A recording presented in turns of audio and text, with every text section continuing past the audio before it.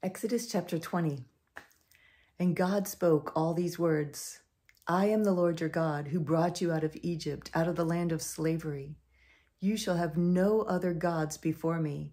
You shall not make for yourself an idol in the form of anything in heaven above, or on the earth beneath, or in the waters below. You shall not bow down to them or worship them. For I, the Lord your God, am a jealous God, punishing the children for the sin of the fathers to the third and fourth generation of those who hate me, but showing love to 1,000 generations of those who love me and keep my commandments.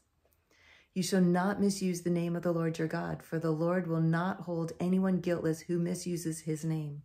Remember the Sabbath day by keeping it holy. 6 days you shall labor and do all your work, but the seventh day is a Sabbath to the Lord your God.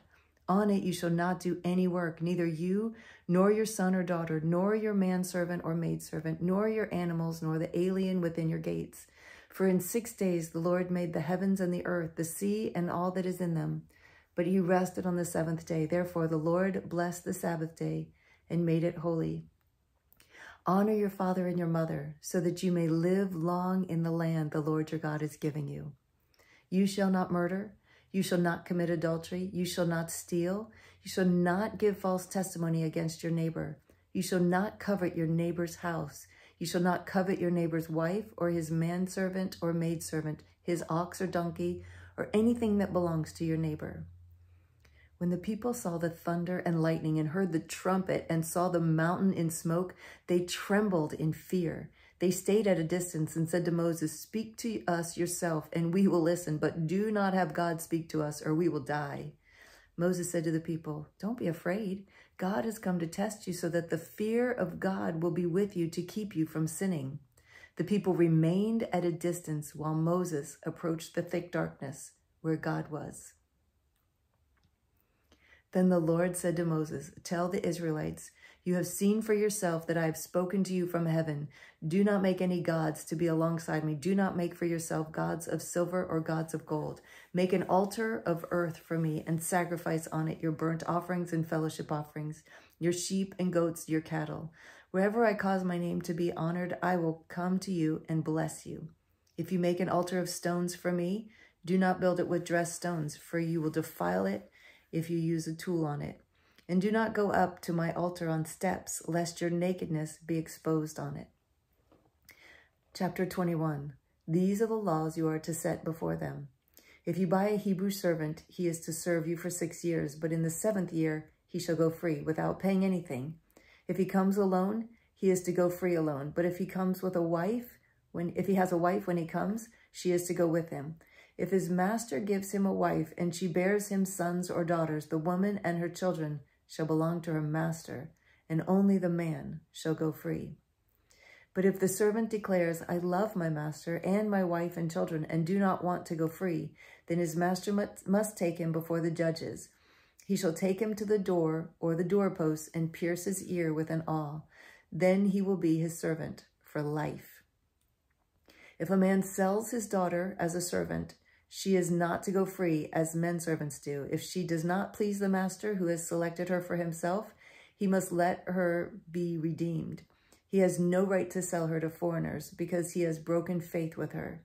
If he selects her for his son, he must grant her the rights of a daughter.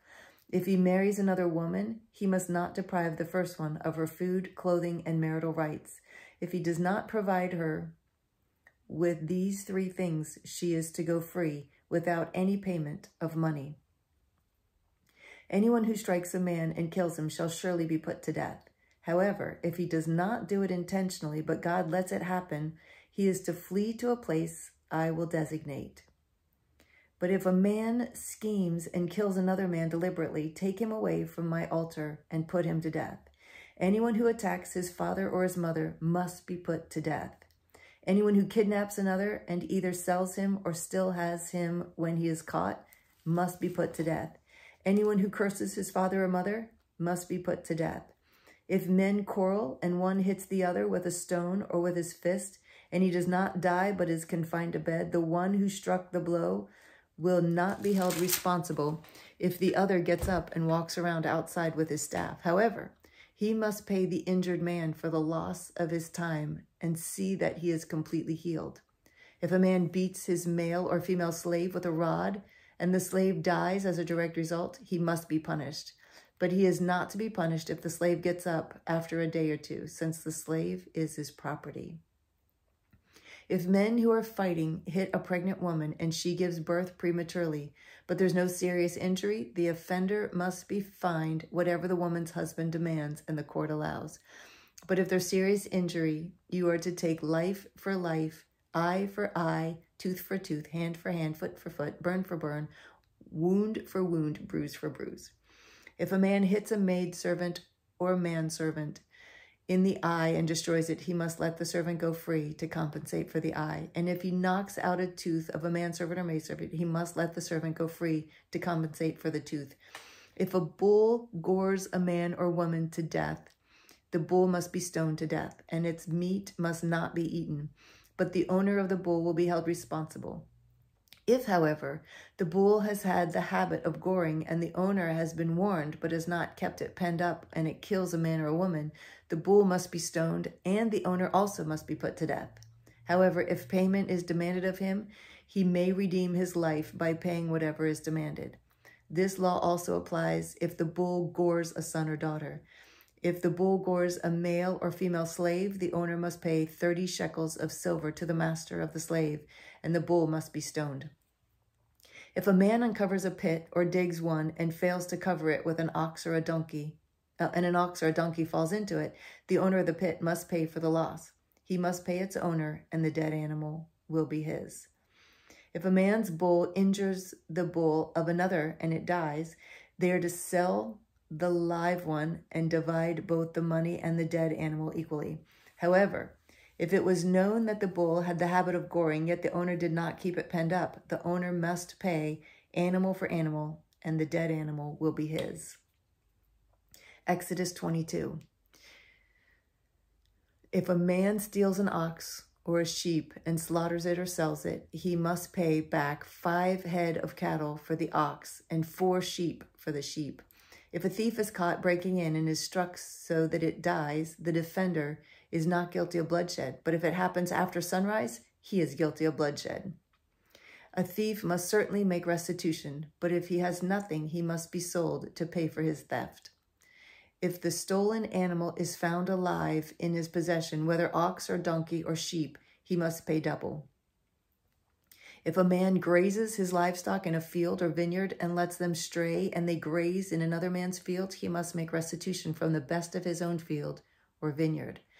If a fire breaks out and spreads into thorn bushes so that it burns shocks of grain or standing grain or the whole field, the one who started the fire must make restitution.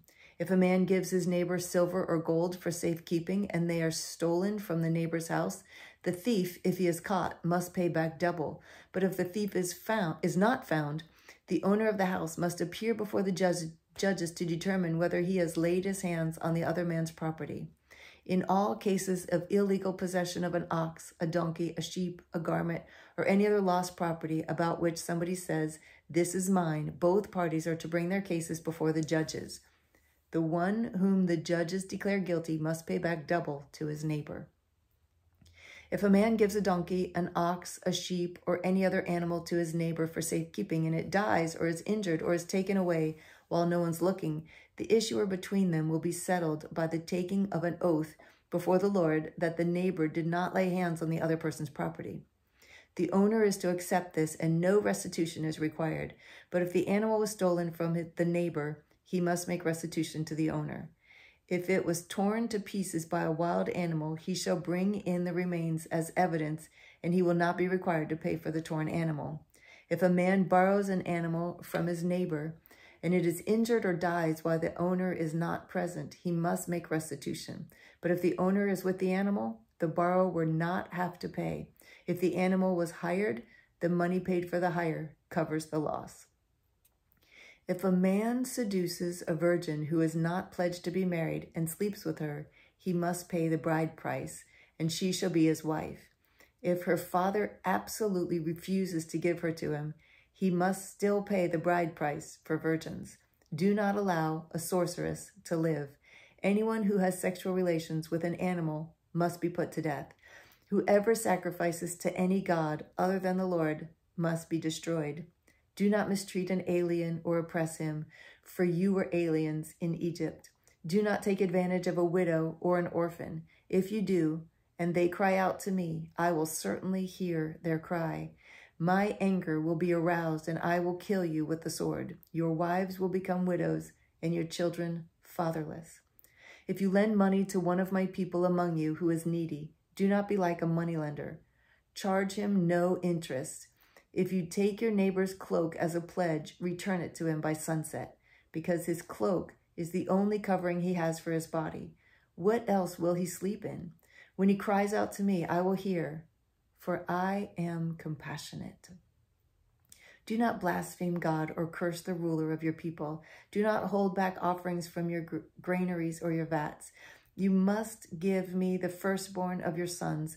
Do the same with your cattle and your sheep. Let them stay with their mothers for 7 days, but give them to me on the 8th day.